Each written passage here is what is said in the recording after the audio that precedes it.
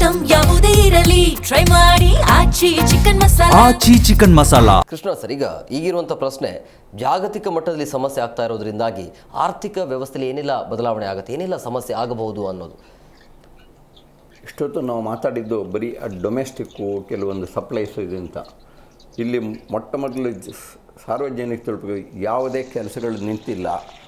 ಕೆಲವೊಂದು ಹಣಕಾಸಿನ ಬಂತು ಅಂತಂದರೆ ಪ್ರೈಸ್ ಫ್ಲಕ್ಚುಯೇಷನ್ ಅನ್ನೋದು ಹೆಚ್ಚಾಗಿದೆ. ಬಟ್ ಅದು it will come back to normalcy. But ನಮ್ಮಲ್ಲಿ ಯಾವತ್ತೂ ತಿಳ್ಕೊಳ್ಳಿ, ಒಂದು ಪ್ರೈಸ್ ಒಂಥರ ಹೈಯರ್ ಲೆವೆಲ್ ಹೋಗಿದ್ದು ಕೊನೆಗೆ ಅಲ್ಲೇ ಹುಡುಕ್ಬಿಟ್ಟು ಬೇಸಾಗ್ಬಿಟ್ಟು ಹಂಗೆ ಕಂಟಿನ್ಯೂ ಆಗ್ಬಿಡುತ್ತೆ. ಜನಗಳು ಹಂಗೆ ಅಡ್ಜಸ್ಟ್ ಆಗಿರುತ್ತೆ. ಫುಲ್ ಕಾಫಿ ಕುಡಿಯೋಬಲ್ಲ ಬೈಟು ಕಾಫಿ ಕುಡಿತಾರೆ. ಆ ಥರ ಒಂದು ಅಡ್ಜಸ್ಟ್ಮೆಂಟ್ ನಮ್ಮಲ್ಲಿ ಟೆಂಪರ್ಮೆಂಟ್ ಇದೆ. ಅದು ಇವಾಗ ಆರ್ಥಿಕತೆ ಅಂತ ಬಂದಾಗ ಇಲ್ಲಿ ತುಂಬ ಇಂಪಾರ್ಟೆಂಟು. ಬಿಗರ್ ಇಂಡಸ್ಟ್ರೀಸ್ಗೆಲ್ಲ ಎಷ್ಟೋ ಕಡೆಗೆ ಸಪ್ಲೈಸ್ ಅಂದರೆ ರಾ ಮೆಟೀರಿಯಲ್ ಬರಬೇಕು. ವಿತಿನ್ ದ ಕಂಟ್ರಿ ಅಂತ ಹೇಳಿದ್ರೆ ಟ್ರೈನ್ ಮೂಮೆಂಟ್ಸ್ ಆಗುತ್ತೆ, ಅಥವಾ ಲಾರಿಗಿರಿ ಮೂಮೆಂಟ್ಸ್ ಎಲ್ಲ ಆಗುತ್ತೆ, ಇದೆಲ್ಲ ನಡೆಯುತ್ತೆ. ಬಟ್ ನೋಡ್ರಿ, ಯಾವುದೇ ಒಂದು ದೇಶ ಐ ಆಮ್ ಫುಲ್ಲಿ ಇಂಡಿಪೆಂಡೆಂಟ್ ಅನ್ನೋಕ್ಕೆ ಸಾಧ್ಯನೇ ಇಲ್ಲ. Every country is inter dependent ಅಂತ ಹೇಳ್ತೀನಿ ನಾನು. ಯಾತಕ್ಕೆಂದರೆ ಒಂದು ಕಂಟ್ರಿಯಿಂದ ಒಂದು ರಾ ಮೆಟೀರಿಯಲ್ ಬೇಕು, ಇಲ್ಲೊಂದು ಕಡೆ ಎಕ್ಸಾಂಪಲ್ ಒಂದು ಡೈಮಂಡ್ ಅಂತ ಇಟ್ಕೊಳ್ಳಿ. ಆಫ್ರಿಕಾಲೋ ಎಲ್ಲೋ ಡೈಮಂಡ್ ಎಲ್ಲೋ ಗಣಿತ ಸಿಗುತ್ತೆ. ಅದನ್ನೆಲ್ಲ ಕಟಿಂಗ್ ಪಾಲಿಷ್ ಮಾಡೋದೆಲ್ಲ ಇಲ್ಲಿ ಆಗೋದು, ಎಲ್ಲಿ ನಮ್ಮ ಸೂರತ್ತು ಅಹಮದಾಬಾದ್, ಆಮೇಲೆ ಕೊನೆಗೆ ಅದು ಹೋಗ್ಬಿಟ್ಟು ಆಮೇಲೆ ಆ್ಯಂಟ್ವರ್ಪಲ್ಲಿ ಅಲ್ಲಿ ಇಂಟರ್ನ್ಯಾಷನಲ್ ಟ್ರೇಡ್ ಆಗೋದು. ಸೊ ಒಂದೊಂದು ಹಾಫ್ ಪ್ರೋಸೆಸ್ಸು, ಅರ್ಧ ಪ್ರೋಸೆಸ್ಸು, ಫುಲ್ ಪ್ರೋಸೆಸ್, ಈ ಥರ ಬೇರೆ ಬೇರೆ ಆಗೋದು. So each country is dependent on another country because of raw material movements. So ಯಾವುದು ಎಲ್ಲನೂ ಏರ್ ಲಿಫ್ಟ್ ಮಾಡೋಕ್ಕಾಗಲ್ಲ. ಯಾವುದೇ ಒಂದು ಪ್ರಾಡಕ್ಟ್ಸು ರಾ ಮೆಟೀರಿಯಲು ಎಲ್ಲ ಬೇಕಾದ್ರೆ ನೀವೇನು ಗೀರಿಯರ್ ಬರ್ಬೋದೇ ಹೊರತು ರಾ ಮೆಟೀರಿಯಲ್ಲ ಎಂಟೈರ್ ಏರ್ ಶಿಪ್ಪಲ್ಲಿ ಬರೋಕ್ಕಾಗಲ್ಲ. ಸೊ ನ್ಯಾವಿಗೇಷನ್ನಲ್ಲೇ ಶಿಪ್ಪಲ್ಲೇ ಬರಬೇಕು. ಯಾವಾಗ ಕಾರ್ಗೋ ಮೂಮೆಂಟ್ ಸ್ಟಾಪ್ ಆಯಿತು, ರಾ ಮೆಟೀರಿಯಲ್ ಅಂದರೆ ಪ್ರೊಡಕ್ಷನ್ನು, ಮ್ಯಾನುಫ್ಯಾಕ್ಚರಿಂಗ್, ಶೆಡ್ಯೂಲಿಂಗ್ ಆಗಲ್ಲ. ಇವಾಗ ಕಳೆದ 1.5 ತಿಂಗಳು 2 ತಿಂಗಳಲ್ಲಿ ಮಾರ್ಕೆಟ್ ಅಂದರೆ ಶೇರ್ ಮಾರ್ಕೆಟೇ ಇದು ಕೆಳಗೆ ಬಿದ್ದಿದೆ. ಸುಮಾರು ಒಂದು ಆಲ್ಮೋಸ್ಟ್ 8 to 10% ಕೆಳಗೆ ಬಿದ್ದಿದೆ. ಅಂದರೆ ನೋಷನಲ್ ವ್ಯಾಲ್ಯೂ ಕಮ್ಮಿ ಆಗಿದೆ ಹೊರತು ಈ ಟ್ರೇಡಿಂಗು ಸ್ಪೆಕ್ಯುಲೇಷನ್ ಮಾಡಿದವರು ಅವ್ರು ಒದೆ ತಿಂದಿದ್ದಾರೆ ಅವಾಗಲೇ. ಅವರು ಎಸ್ ಸರ್, ಮಾತಾಡೋಣ. ಕಾಲರ್ಸ್ ಇದ್ದಾರೆ. Hello hello sir. ಸರ್ ನಮಸ್ಕಾರ, ಎಲ್ಲಿಂದ ಕರೆ ಮಾಡ್ತಾ ಇದ್ದೀರಿ? ನಮಸ್ಕಾರ ಸರ್. ಇಲ್ಲಿ ಶಿವಮೊಗ್ಗ ಜಿಲ್ಲೆ ಸೊರಬ ತಾಲೂಕು ಕುಪ್ಪಗಡ್ಡೆ ಅಂತ, ವಿಶ್ವನಾಥ್ ಅಂತ ಹೆಸರು. ಸಮಸ್ಯೆ ಆಗ್ತಾ ಇದೆಯಾ ಈ ಯುದ್ಧದ ಎಫೆಕ್ಟ್ನಿಂದಾಗಿ? ಗ್ಯಾಸ್ ಸಿಗದೇ ಇರುವಂಥದ್ದು ಅಥವಾ ಹೋಟೆಲ್ಗಳಲ್ಲಿ ರೇಟ್ ಜಾಸ್ತಿ ಮಾಡೋದು ಆ ರೀತಿ ಆಗಿದೆಯಾ ಆ ಕಡೆ? ನಮ್ಮಲ್ಲಿ ಅಂತದ್ದು ಆಗಿಲ್ಲ ಸರ್. ಬಟ್ ನಾವು ಇಲ್ಲಿ ಹಳ್ಳಿ ಏರಿಯಾ ಎಲ್ಲ ಇರೋದು, ಇಲ್ಲಿ ಅದ್ರದ್ದು ಯಾವುದೋ ಎಫೆಕ್ಟ್ ಆಗಿಲ್ಲ ಸರ್. ಗ್ಯಾಸ್ ಸಿಗ್ತಿದೆ. ಅದೇ ಸ್ವಲ್ಪ ತಾಲೂಕ್ ಲೆವೆಲಿಗೆ ಹೋದ್ರೆ ಹೋಟೆಲ್ಗಳು ಬಂದಾಗಿದ್ದು ನೋಡಿದ್ದೇನೆ ಸರ್ ನಾನು. ಆಗಿದಾವಲ್ಲಿ, ಇಲ್ಲಿ ಆಗಿಲ್ಲ. ಇಲ್ಲಿ ಸ್ವಲ್ಪ ಗ್ರಾಮ ಬಳಕೆ ಸಿಲಿಂಡರ್ ಸಿಗ್ತಾ ಇಲ್ಲ.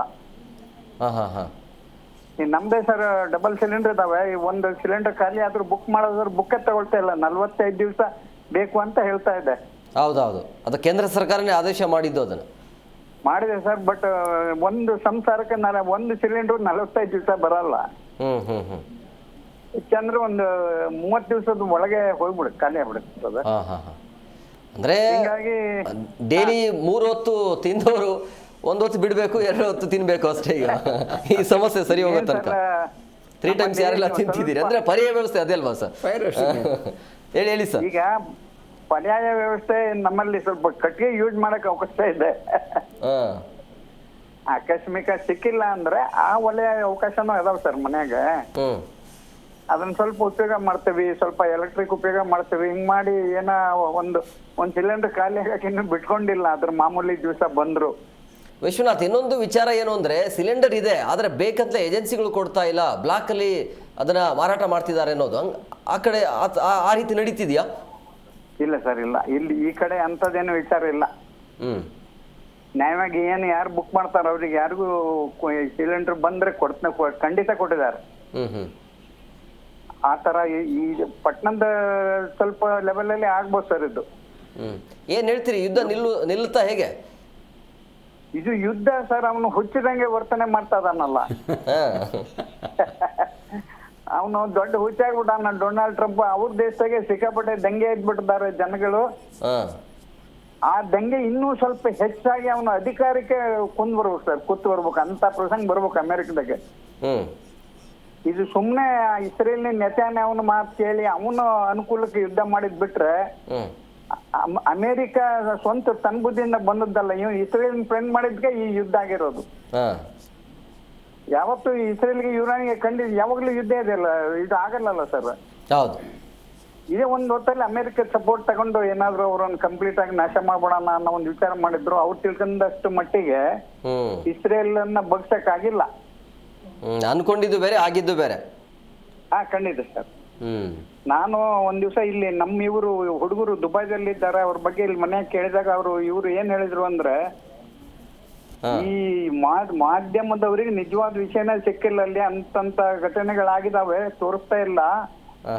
ಅಮೆರಿಕದವ್ರು ಮಂಡಿ ಬರೋದು ಒಂದೇ ಬಂದಿದೆ ಅಂತ ಹಿಂಗ್ ಸ್ವಾಭಾವಿಕ ಹೇಳಿದ್ರು ಅಂತ. ಯಾವ ತರ? ಅಲ್ಲಿ ನಡೆದದ್ದೇ ಬೇರೆ, ಮಾಧ್ಯಮಗಳಲ್ಲಿ ಅಷ್ಟು ಕ್ಲಿಯರ್ ಆಗಿ ಅದ ನಡೆದದ್ದು ಹೇಳ್ತಾ ಇಲ್ಲ ಅಂತಾರೆ ಇವರು. ಇಲ್ಲಿ ದುಬೈದಾಗಿರೋರು, ಇಲ್ಲಿರೋರು ದುಬೈದಾಗಿರೋರು. ಅಂದ್ರೆ ಹೇಳಿ ಏನ್ ನಡೀತಾ ಇದೆ ಅಂತ.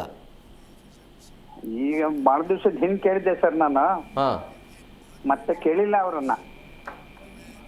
ಅಂದ್ರೆ ಏನ್ ತೋರಿಸ್ತಾ ಇಲ್ಲ ಅಂದ್ರೆ ಬೇರೆದ್ ಅಂದ್ರೆ ಕ್ಲಾರಿಟಿ ಬೇಕಲ್ಲ ಮಾಧ್ಯಮ, ಬೇರೆದೇನ್ ತೋರಿಸ್ತಾ ಇದೆ ಅಂತ, ಯಾವ್ದನ್ನ ಮುಚ್ಚಿಡ್ತಾ ಇದೆ ಮಾಧ್ಯಮ? ಅಂದ್ರೆ ತೋರ್ಸ್ಲಿಕ್ಕೆ ಸ್ವಲ್ಪ ಸಿಗುತ್ತೆ ಇವ್ರಿಗೆ, ನಡೆದದ್ದೇ ಜಾಸ್ತಿ ಅಲ್ಲಿ ಅಮೆರಿಕ, ಅವ್ರಿಗೆ ನಷ್ಟ ಮಾಡಿದ್ದೇ ಜಾಸ್ತಿ ಅನ್ನೋ ಮಾತು ಹೇಳಿದ್ರು. ಅಂದ್ರೆ ಇರಾನ್ಗಿಂತ ಅಮೆರಿಕಗೆ ಜಾಸ್ತಿ ಪೆಟ್ಟು ಬಿದ್ದಿದೆ ಅಂತ. ಹಾ, ಖಂಡಿತ ಆ ಮಾತು ಹೇಳಿದ್ರು. ಅದೇ ಈಗ ಈ ಇರಾನ್ ಮತ್ತೆ ಈ ಇಸ್ರೇಲ್ ಅಮೆರಿಕ ಅಂತ ಬಂದಾಗ ತನಗೆ ಆಗಿರುವಂತ ನಷ್ಟಗಳನ್ನ ಅದು ಬಹಿರಂಗ ಪಡಿಸ್ತಾ ಇಲ್ಲ. ಇರಾನ್ ಏನ್ ಮಾಡುತ್ತೆ Krishna sir, okay thank you, ಅದ್ರ ಬಗ್ಗೆ ಆನ್ಸರ್ ಕೊಡ್ತೀವಿ. ಇರಾನ್ ಏನ್ ಮಾಡುತ್ತೆ ಅಂತ ಹೇಳಿದ್ರೆ, ಇರಾನ್ನಲ್ಲಿ ಒಬ್ಬ ನಾಯಕ ಸತ್ತ ಅಂದ್ರೆ ಆಯ್ತು, ನಮ್ಮರೊಬ್ರು ಸತ್ತು ಹೋದ್ರು, ಅವ್ರು ನಮ್ಮನ್ನು ಹೊಡೆದ್ರು ಅಂತ ಒಪ್ಕೊಳ್ತಾರೆ. ಬಟ್ ಇಸ್ರೇಲ್ ಒಪ್ಕೊಳ್ಳೋಕೆ ರೆಡಿ ಇಲ್ಲ, ಇರಾನ್ ಒಪ್ಕೊಳ್ಳೋಕೆ ರೆಡಿ ಇಲ್ಲ. ಬಟ್ ಇರಾನ್ ಹೇಳ್ತಾ ಇರುವಂತ 1000ಕ್ಕಿಂತ ಹೆಚ್ಚು ಜನ ಬಲಿಯಾಗಿದ್ದಾರೆ ಈ ಯುದ್ಧದಿಂದಾಗಿ ಅಂತೇಳಿ, ಇಸ್ರೇಲ್ ಆಗಿರ್ಬೋದು ಅಮೆರಿಕ ಸೇರಿ. ಆದರೂ ಕೂಡ ಎರಡು ದೇಶಗಳು ಒಪ್ಕೊಳ್ಳೋಕೆ ರೆಡಿ ಇಲ್ಲ. ಯಾಕೆ sir? It's A question of ಈಗೋ ಅಷ್ಟೇ. ಸ್ವಾಭಿಮಾನ ಅನ್ನೋದು ಬೇರೆ, ಈಗೋ ಅನ್ನೋದು ಬೇರೆ. ಇಲ್ಲಿ ಇಸ್ರೇಲು ಅವರು ತುಂಬ ಇಂಟೆಲೆಕ್ಚುಯಲ್ ದೇಶ. ಅವರನ್ನು ಯಾವತ್ತೂ ಯಾರನ್ನೂ ಅಂಡರ್ ಎಸ್ಟಿಮೇಟ್ ಮಾಡಬಾರ್ದು. ಒಂದು ತಿಳ್ಕೊಳ್ಳಿ, ಅಮೇರಿಕಕ್ಕೆ ಬೇಡದ ಇಂಟ್ರೆಸ್ಟ್ ಅಂದರೆ ಪ್ರತಿಯೊಂದು ದೇಶಲ್ಲೂ, ಪ್ರತಿಯೊಂದು ಕಾಂಟಿನೆಂಟಲ್ಲೂ, ಪ್ರತಿಯೊಂದರೂ ಕೂಡ ಅವ್ರಿಗೊಂದು ಬೇಸ್ ಬೇಕು ಅನ್ನೋದು ಎಲ್ಲ ಕಡೆಯೂ ಇದೆ. ಇವತ್ತು ನಮ್ಮ ಕಳೆದ ಒಂದು 25-30 ವರ್ಷದಲ್ಲಿ ಬಂದಾಗ ಪಾಕಿಸ್ತಾನ ಅಂತ ಬಂದು ಅಂತ ಹೇಳಿದ್ರೆ ಅಮೇರಿಕ ಇಂಟರ್ಫಿಯರ್ ಆಗ್ತಾರೆ. ಯಾಕೆ ನಮ್ಮ ದೇಶಕ್ಕೆ ನಾವು ಮೇಂಟೈನ್ ಮಾಡ್ಕೊಳ್ಳೋಕೆ ನಾವು ಆಗಲ್ವಾ? ಅವ್ರಿಗೆ ಎಲ್ಲ ಕಡೆನೂ ಅವ್ರದ್ದು they want to have a hand in everything ಅನ್ನೋದು ಇದೆ ಅದು. ಸೊ ಇದು ಜಾಸ್ತಿ ದಿವಸ ನಡೆಯಲ್ಲ ಇದು.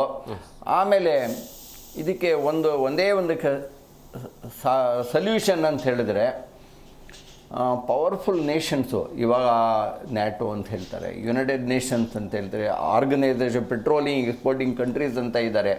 ಯಾಕೆ ಒಂದು ದೊಡ್ಡ ಸಭೆ ಸೇರೋಕ್ಕಾಗಲ್ವಾ? ಇವತ್ತು ನಮ್ಮ ಇಂಡಿಯಾ ಇವಾಗ ಒಂದು 5-6 ವರ್ಷದಿಂದ ಕರೋನಾ ಕೋವಿಡ್ ಬಂದಾಗ, ವ್ಯಾಕ್ಸಿನ್ ಬಂದಾಗ ನಾವು ಬಂದು ಬೇರೆ ಬೇರೆ ದೇಶಕ್ಕೆಲ್ಲ ನಾವು ಹೆಲ್ಪ್ ಮಾಡಲೇ ಇಲ್ವಾ? ಇವಾಗ ಆವಾಗಲೇ ಬೇರೆ ಬೇರೆ ಕಂಟ್ರೀಸ್ ನಮಗೆ ಫಾರ್ವರ್ಡ್ ಬಂದು we are going to supply to India whatever needed ಅಂತ ಅವ್ರು ಬಂದಿದ್ದಾರೆ ಇವಾಗ. ಅದೇ ಥರ ನಾನು ಹೇಳ್ತೀನಿ, this will end soon. It won't go beyond. ಇದು ಮಾರ್ಕೆಟ್ಸ್ ಅಂದಿಗೂ ಅಫೆಕ್ಟ್ ಆಗಿದೆ. ಅದು ನೋಡಿ, March 31 ಅಂದರೆ ಸಾಕಷ್ಟು ಶೇರ್ ವ್ಯಾಲ್ಯೂ, ಸ್ಟಾಕ್ಸು ಎಲ್ಲ ಕೆಳಗೆ ಬಿದ್ದಿದೆ. ಇನ್ನೇನಿದ್ರು ಇನ್ನಿಂದ ಮುಂದಕ್ಕೆ ಬೆಳಿಬೇಕಾಗತ್ತೆ. So Israel is also equally intellectual country. ಅವರಿಗೆ ಮಿಡ್ಲ್ ಈಸ್ಟಿಂದನೂ ಕೂಡ ಎಲ್ಲ ಅವರು ಕೂಡ ಕೇರ್ಫುಲ್ಲಾಗೂ ಇರ್ತಾರೆ, ಸೇಫ್ ಗಾರ್ಡು ಮಾಡ್ಕೊಂಡಿದ್ದಾರೆ ಅವರು. ಇರಾನ್ ಅವರು ಹೇಳ್ಕೋಬೋದು. ಯಾವತ್ತೂ ನೋಡಿ ಮೀಡಿಯಾ ಕೆಲವು ಸಲ ಅವ್ರಿಗೂ ಕೂಡ TRPಗೋಸ್ಕರ ಹೈಪ್ ಮಾಡೋದು ಇದೆಲ್ಲ ಇರುತ್ತೆ. ಕೆಲವೊಂದು ಫ್ಯಾಕ್ಟ್ಸು ಕೆಲವು ಸಲ ಎಷ್ಟೋ ಕಡೆ ಬಂದಿರಲ್ಲ ಅಂತಬಿಟ್ಟು ನನ್ನ ಅನಿಸಿಕೆ.